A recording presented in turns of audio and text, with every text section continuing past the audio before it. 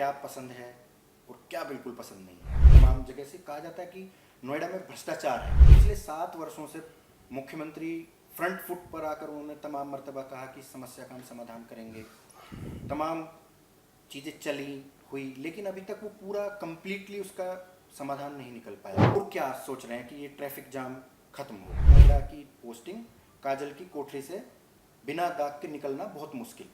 Builder ने पैसा नहीं दिया। डॉग्स जो हैं वो बड़े आश्चर्यजनक रूप से विवाद का कारण है हमारे शहर में, फिर भी समाधान के स्तर पर चीज़ें नहीं पहुंच पा रही हैं और कुत्ते विवाद का कारण बने हुए हैं। एक फ्लैट बायर्स का इशू है, किसानों की बात भी कर लेते हैं।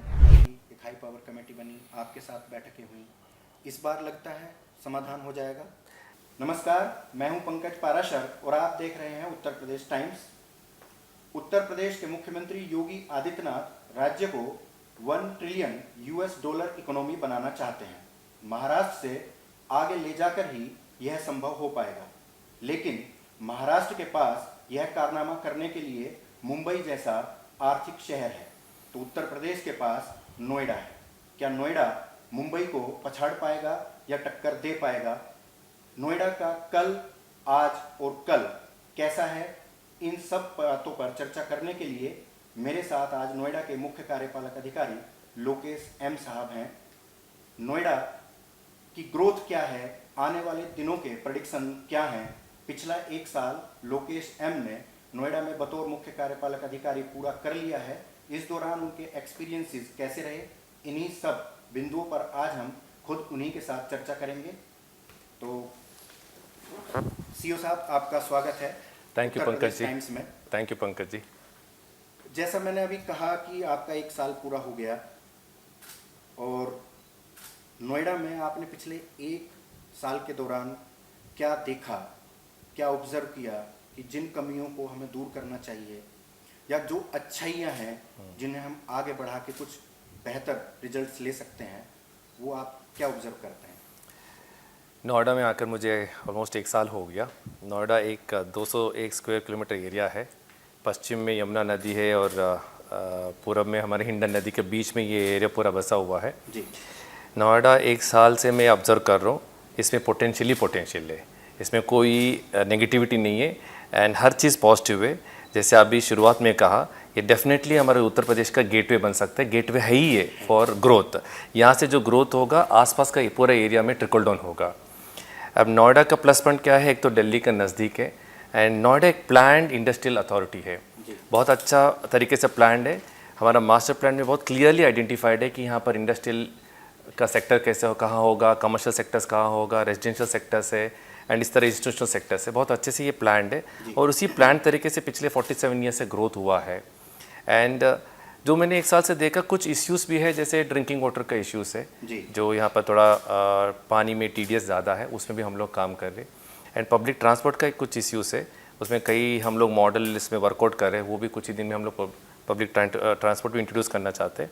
सो बहरहाल तो पॉजिटिविटी ज़्यादा है एंड पोटेंशियल बहुत ज़्यादा है। जो भी इस तरह का छोटा मोटा कमियाँ हैं, इसको हम लोग धीरे धीरे अटेंड कर रहे हैं और इसको हम रिजॉल्व भी करेंगे। जैसे मैंने भूमिका में कहा कि महाराष्ट्र के पास मुंबई है और हमारे पास नोएडा है, क्या अगर कोशिशें की जाएं तो वो वक्त आ सकता है कि हम मुंबई को कॉम्पिटिट या बीट कर सकते हैं? डेफिनेटली मुंबई का एज भी ज़्यादा है, मुंबई बहुत बड़ा शहर है, मुंबई ब्रिटिश ज़माने से मुंबई बसा हुआ है, तो मुंबई का अपना ही एक अलग एडवांटेज है, लेवरेज है, सी कोस्ट सिटी भी है। Noida is after all 50 years old, लेकिन 50 साल में जिस तरह नोएडा ग्रोथ हुआ है, हम ऑलमोस्ट अगर आप पूरा Noida up and down travel करेंगे, लगता है कि मुंबई में हम लोग हैं। इतना ऊंची इमारतें हैं, जितना यहाँ पर इकोनॉमिक एक्टिविटी है एंड जिस तरह का ग्रोथ हुआ है, डेफिनेटली और आगे थोड़ा इन्वेस्टमेंट लाने से, थोड़ा पुश करने से definitely Noida will be as good as Mumbai और पुणे। आप बेंगलोर के हैं, पढ़े भी वहीं होंगे आप। दोनों शहरों के बीच में एक अच्छी सिमिलरिटी ये है कि IT सिटी हैं। हर साल हजारों इंजीनियर इधर से उधर, उधर से इधर आते हैं, फीडबैक्स मिलते हैं। आपके पास तो बेंगलोर आपने देखा है, तो वो फीडबैक आपको ज़रूरत भी नहीं है। तो क्या बेंगलोर के मुकाबले क्या चीज़ें यहाँ बेहतर हैं या क्या चीज़ें ऐसी हैं जो हमें और करने की आवश्यकता है?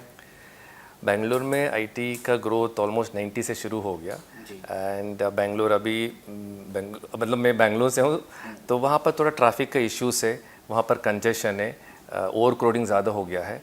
तो मैं ये कह सकता हूँ जितने भी आईटी इंडस्ट्री नोएडा आना चाहते हैं, हम वो well played laid out Noida में हम लोग आईटी कंपनीज यहाँ पर एस्टैब्लिश कर रहे हैं। जितने भी आईटी सेक्टर्स डेवलप कर रहे हैं अथवा जितने भी कॉर्पोरेट सेक्टर्स हम डेवलप कर रहे हैं, वाइड रोड्स है, वाइड फुटपाथ है, एंड ऑलरेडी हम लोगों का सबस्टेशन बना हुआ है। बस यहाँ पर आईटी कंपनीज़ को ज़मीन लेना है, हम सारा बाकी जितने भी सुविधा देना है, वाटर का, आईटी का, सारा चीज़ कनेक्शन बहुत जल्दी हो जाएगा। So we are better placed than any other city in giving all other NOCs and all other help. Noida में जब हम चर्चा करते हैं तो दो परेशानियां सामान्य तौर पर सामने आती हैं, आम आदमी बात करे चाहे खास आदमी बात करे। जबकि नोएडा के अंदर तमाम गवर्नर्स रहते हैं, आईएएस ऑफिसर्स रहते हैं, पॉलिटिशियंस रहते हैं, तो जब चर्चा करते हैं दो बातें आती हैं। नंबर एक, सफाई। हालांकि पिछले कुछ वर्षों के दौरान सफाई को लेकर बहुत आमूलचूल बदलाव देखने के लिए मिला है। आपको तो मैंने लगातार देखा है कि आप फील्ड पे जाते हैं, जबकि सामान्य परिस्थितियों में होता नोएडा में यही देखने को मिलता था कि सीओज कम फील्ड पे जाते थे, एसीओज, डीसीओज या जनरल मैनेजर्स, सीनियर मैनेजर्स को ज़्यादा जाना होता था। लेकिन आप रेगुलर जाते हैं, बहुत अच्छी बात है। तो क्या फील करते हैं कि ये सफाई वाला जो इशू है शहर और बेहतर ढंग से सामने आएगा? इंदौर जो इतना पुराना शहर है, हम इतने नए शहर हैं, लेकिन वो नंबर 1 स्टैंड करता है। देश के और दूसरे शहर हैं जो हमसे आगे निकलते हैं। चंडीगढ़ जिसको हम हमेशा एक आइडियल सिटी के तौर पर देखते हैं, तो कभी हम इतने खूबसूरत, इतने अच्छे बन पाएंगे? आम आदमी से क्या चाहते हैं कि आम आदमी का भी तो कंट्रीब्यूशन होना चाहिए ना? मैं बताना चाहता हूँ डेफिनेटली यहाँ पर as a CEO Noida authority के काम के अलावा हम लोग नगर निगम का काम भी कर रहे हैं। नगर निगम अन्य जगह म्यूनसिपल कमिश्नर क्लीनिनेस का काम ड्राइव चलाता है और बाकी स्ट्रीट लाइट का काम करते हैं, ड्रिंकिंग वाटर का काम कर रहे हैं। तो यहाँ पर ये स्पेशल एक सेटअप है नोएडा का इंडस्ट्रियल अथॉरिटी में। अथॉरिटी का काम जो ज़मीन बांटना, ज़मीन अलॉट करने, इसके साथ साथ हम लोग सारा का सारा पूरा म्यूनसिपल कवर भी करते हैं। तो municipal work, I enjoy doing municipal work, urban development work. तो इसीलिए मैं स्पेशल इंटरेस्ट लेकर हर सेक्टर में, ऑलमोस्ट 168 सेक्टर से हमारे यहाँ 10 वर्क सर्कल से, हर वर्क सर्कल में हम लोग सेक्टर का मीटिंग किया और जनता से भी बात किया कि यहाँ पर क्या समस्या है। फर्स्ट प्रायोरिटी में कि यहाँ पर क्लीनिनेस का क्या इश्यूज है, door to door house garbage collection काम सही चल रहे नहीं चल रहे, एंड पार्कों का क्लीनिंग कैसे चल रहा है, सड़कों का क्लीनिंग कैसे चल रहा है। जो पब्लिक का जो फीडबैक आता है उस पर भी हम लोग काम करें। और सेकेंडली जब हम लोग फील्ड में निकलते हैं हमें भी कुछ एरियाज दिख जाते हैं कि ब्लैक स्पॉट्स है, कि नालियों सफाई नहीं होता है या कुछ ब्लैक स्पॉट्स है शहर, मतलब सड़कों में या मार्केट एरिया में, वो भी हम लोग टेकअप करते हैं। सो हमारा फर्स्ट प्रायोरिटी यही रहता है कि एज ए नगर निगम हम शहर को बहुत साफ़ सुथरा रखें। इनफैक्ट ऑल दिस ईयर्स पिछले 2-3 साल से नोएडा नंबर 1 में रहा है स्वच्छता अभियान में भी एंड वाटर प्लस कैटेगरी में भी। इस बार हम 7+ कैटेगरी में अप्लाई कर रहे हैं। इसमें इस बार मतलब door to door garbage collection 5 compartment में चल रहे हैं, एंड जो हमारा जो गार्बेज का जो प्रोसेसिंग है वो भी हम लोग बहुत जल्दी से करें ताकि वो भी क्लियर हो जाए। सो प्रायोरिटी तो क्लीन रखना, साफ़ सुथरा रखना, ये हमारा मुख्य उद्देश्य से हम कर रहे हैं। तो जब भी हम फील्ड में जाते हैं हम लोग हमारा जो नीचे लेवल का जो अधिकारी होते हैं हेल्थ डिपार्टमेंट का, उन लोगों को भी हम लोग सेंसिटाइज कर रहे हैं और RWA प्रेसिडेंट्स को बुला कर भी हम लोग सेंसिटाइज कर रहे हैं। तो overall we are trying to see that authority और अथॉरिटी के साथ साथ जितने भी पब्लिक है वो लोग भी हमसे हमको कोऑपरेट करें ताकि क्लीननेस इंप्रूव हो जाए। दूसरी परेशानी है ट्रैफिक कंजेशन। ट्रैफिक जैम बहुत ज़्यादा लगता है, या कहूँ कि अच्छे शहर में रहते हैं तो आदमी फील ज़्यादा करता है, जबकि आप दूसरे शहरों में जाएंगे तो अनडाउटेडली यहाँ से ज़्यादा ट्रैफिक जाम होता है। लेकिन फिर भी जितना फ्रीली मूवमेंट हम चाहते हैं शहर के अंदर, उसके लिए हमने अंडर पासेस बनाए बहुत सारे, बहुत अच्छे काम कर रहे हैं। 2 एलिवेटेड रोड अंडर कंस्ट्रक्शन है, 1 कंप्लीट होकर चल रही है कई वर्षों से। लेकिन और क्या सोच रहे हैं कि ये ट्रैफिक जाम खत्म हो? देखिए ट्रैफिक जनरली पीक आवर्स में कुछ आर्टीरियल रोड में ट्रैफिक जाम बहुत होता है। जैसे हमारा चिल्ला बॉर्डर से लेकर जो हाई एक्सप्रेस वे है यहाँ पर ट्रैफिक जाम होता है। शहर के अंदर MP1 रोड, MP2 रोड, इस तरह का रोड में ट्रैफिक जाम बहुत होता है। जहाँ जहाँ हमारा IT कंपनी से, कॉर्पोरेट ऑफिसर से और यहाँ पर हमारा अपैरल इंडस्ट्री से मॉर्निंग में और शाम को, ये तो अंडरस्टूड मैटर, यहाँ पर कुछ ट्रैफिक जंक्शन है जहाँ पर बहुत सारा ट्रैफिक प्रॉब्लम है, बड़ी संख्या में। हाँ है। तो कुछ जगह हम लोग जैसे दिल्ली से ट्रैफिक और दिल्ली की तरफ जो जाने वाले ट्रैफिक बहुत ज़्यादा रहता है इवनिंग और मॉर्निंग, तो कुछ रोड वाइडनिंग का काम लोगों ने टेकअप किया। एक्सप्रेस वे में सेक्टर 15 के पास और जो हमारा जो फिल्म सिटी के पास रोड वाइडनिंग का काम हम लोग कर रहे हैं। इसी तरह कुछ जगह हम लोग बाकी जगह पे 100 पास भी काम टेकअप किया, तो वो टेंडर प्रोसेस में है। हमारा जो दिल्ली बॉर्डर है वहाँ पर जो बहुत ज़्यादा ट्रैफिक जाम रहते हैं उसको ईज़ करने के लिए एक चिल्ला फ्लाईओवर प्रोजेक्ट हम लोगों ने टेकअप किया, वो टेंडर स्टेज में है।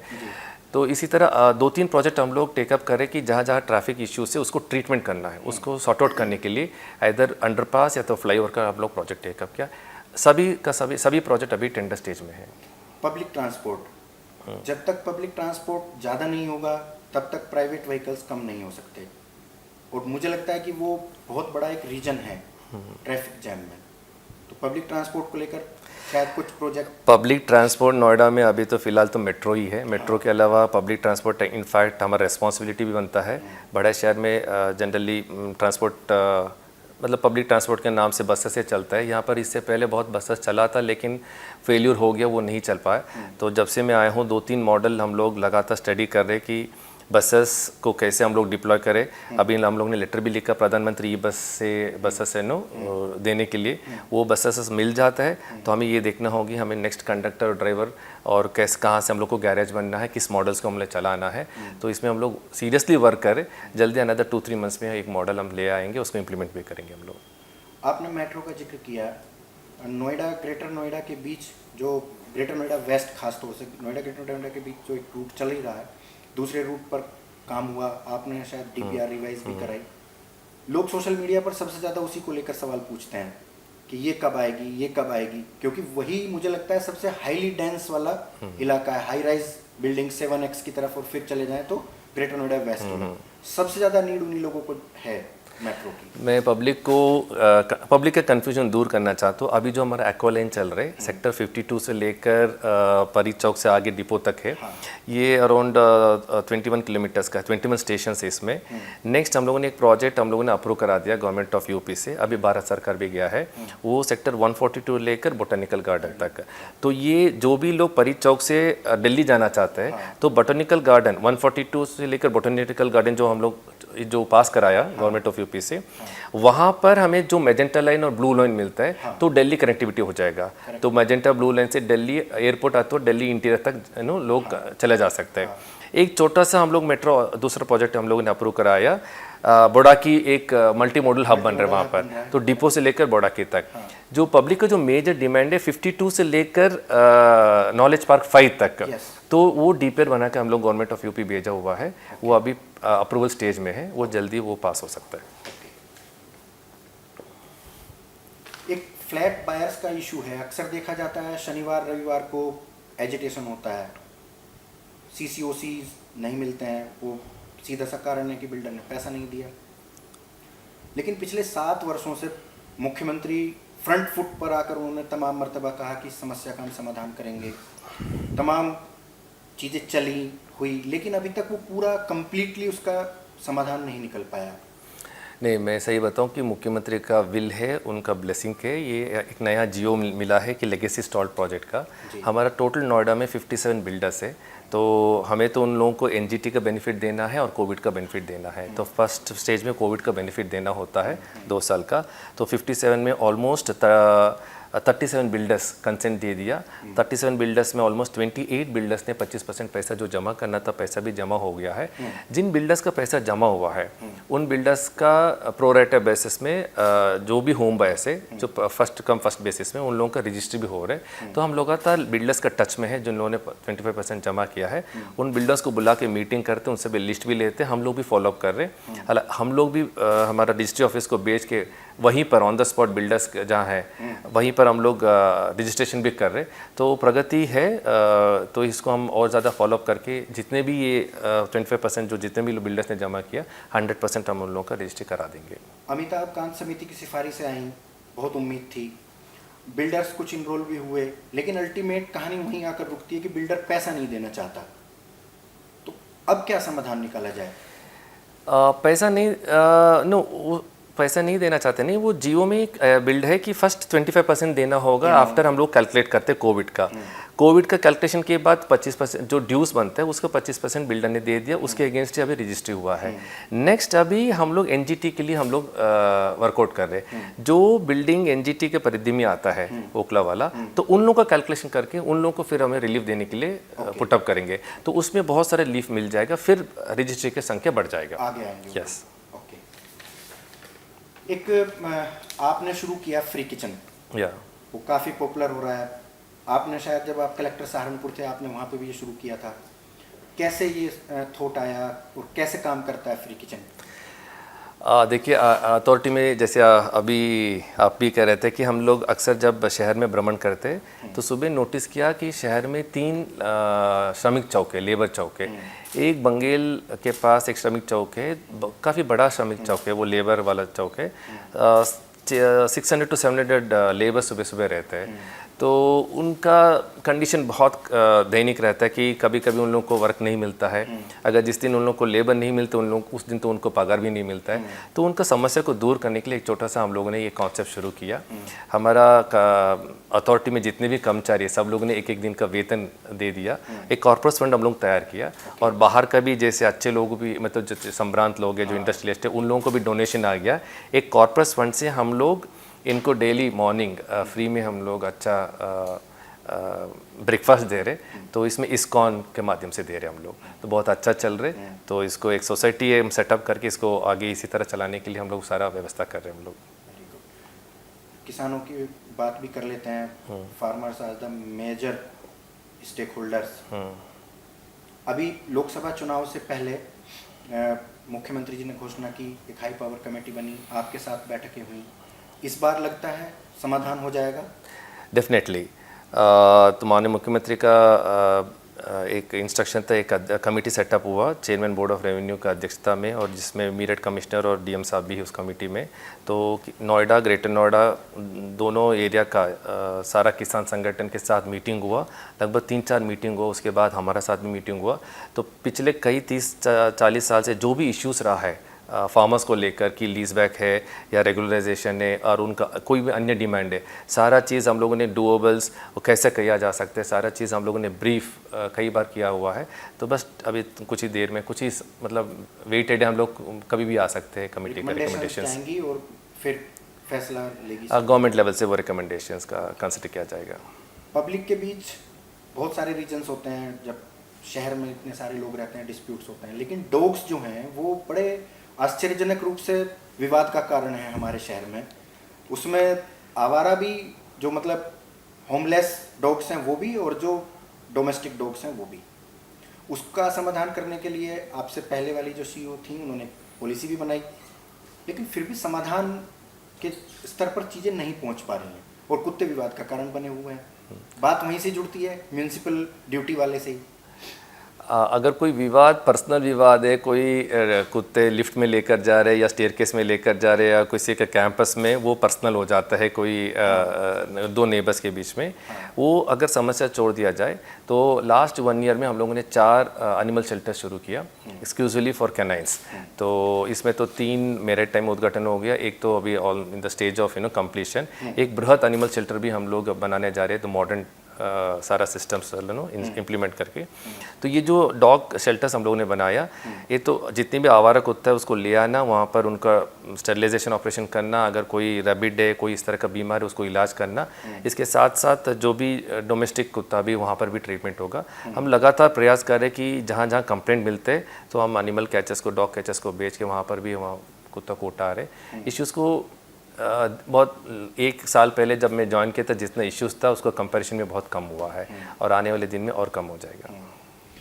नोएडा एक रिमार्केबल इंस्टीट्यूशन है, सभी जानते हैं, कभी घाटे में नहीं रहा। हमेशा सरकार की जो अच्छी प्रोजेक्ट्स हैं, योजनाएं हैं, अब जैसे कि जेवर इंटरनेशनल एयरपोर्ट है, उसमें बहुत बड़ा कंट्रीब्यूटर है, एक उदाहरण है पूरे देश के अंदर। हर सरकार चाहती है कि ऐसा इंस्टीट्यूशन बने, but supreme court, high court, CAG और पॉलिटिकल इंस्टीट्यूशंस, विधानसभा, तमाम जगह से कहा जाता है कि नोएडा में भ्रष्टाचार है।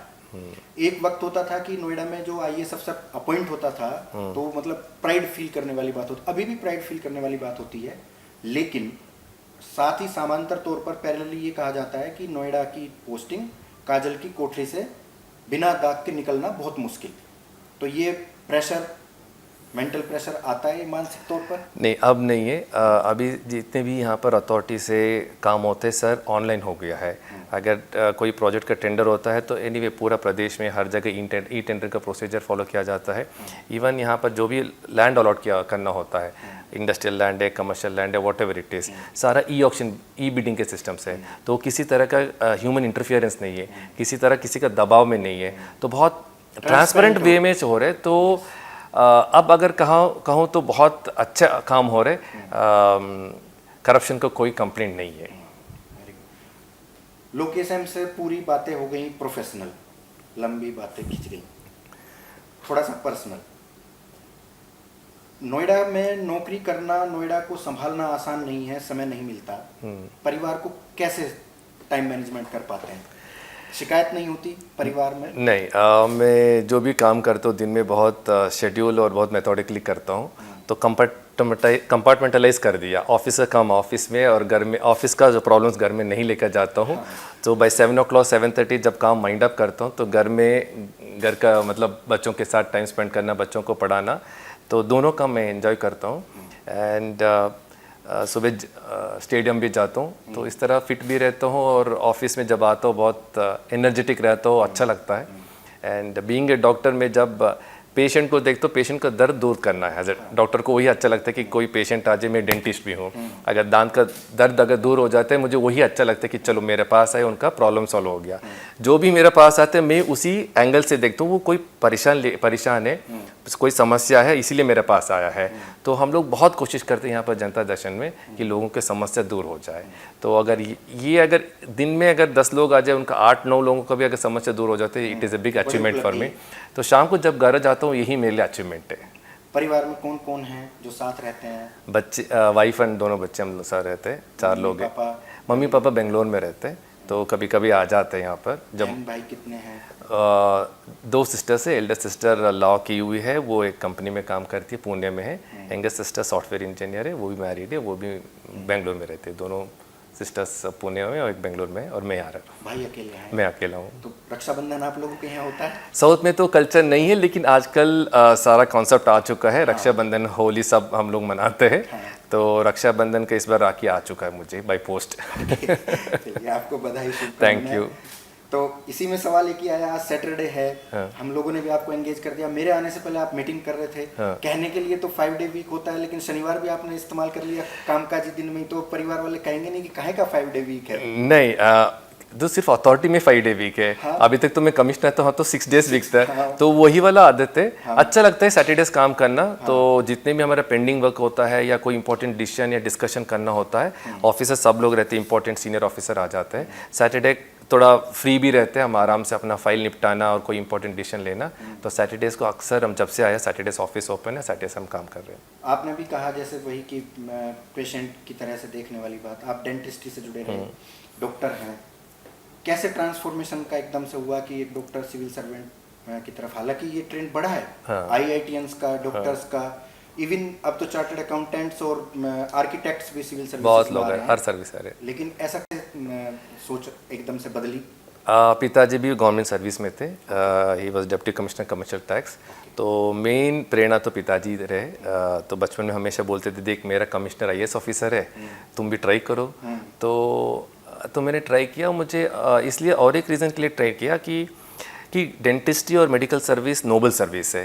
क्योंकि पेशेंट का दर्द आप दूर करो, पेशेंट का समस्या आप दूर कर रहे हो। लेकिन मुझे लगा कि ठीक है, अगर मैं डेंटिस्ट ही रहा तो मेरा लाइफ सिर्फ क्लिनिक और घर के बीच में था। कमिंग टू दिस सर्विस मेरा एक्सपोजर ज़्यादा हो गया। तो मैं आज तक जहाँ भी रहा, एज ए कमिश्नर और एज ए डिस्ट्रिक्ट कलेक्टर, तो जब भी जहाँ भी ज्वाइन करता हूँ, मेरा पहला विजिट हॉस्पिटल ही रहता है। हॉस्पिटल इंप्रूव करो।